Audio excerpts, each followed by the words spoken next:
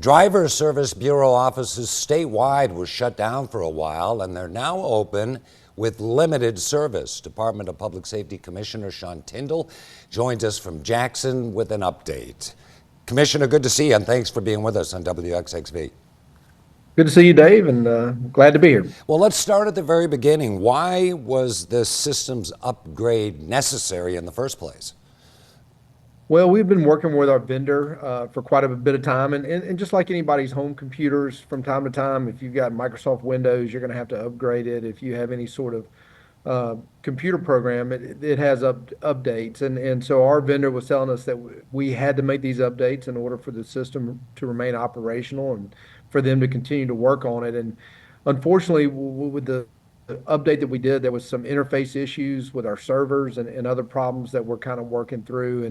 And unfortunately, when you're dealing with it on a statewide basis, it created a massive amount of volume coming through to the servers that it just couldn't handle. Were you kind of warned that this could happen? Were you sort of expecting this disruption of service?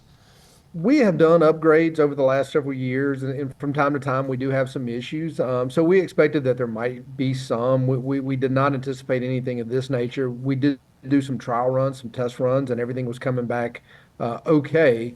The problem arose when we started dealing with the whole state and the sheer volume that we encounter when we're going all the way from Tupelo down to Gulfport. It just was overloading our servers. It was overloading our vendor servers, and even the Microsoft interface portion of it was suffering.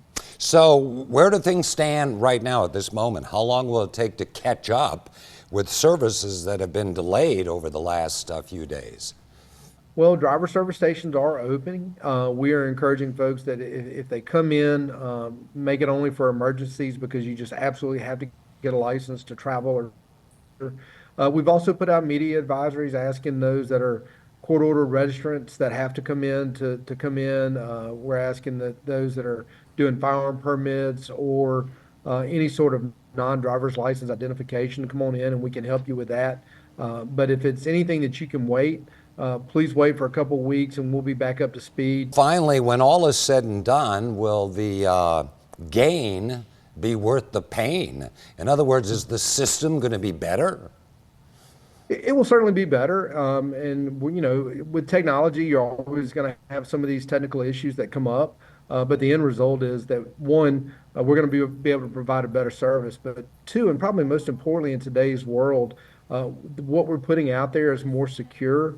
We're going to have a more secure system that protects people's data, and we're going to have a better driver's license that's going to prevent additional frauds. And with Real ID, which is a major component of this, we're getting a lot more information than you did 20 or 30 years ago when it comes to dealing with our partners in other states and the federal government to make sure that when you see a Real ID verification, you know that's who that person is.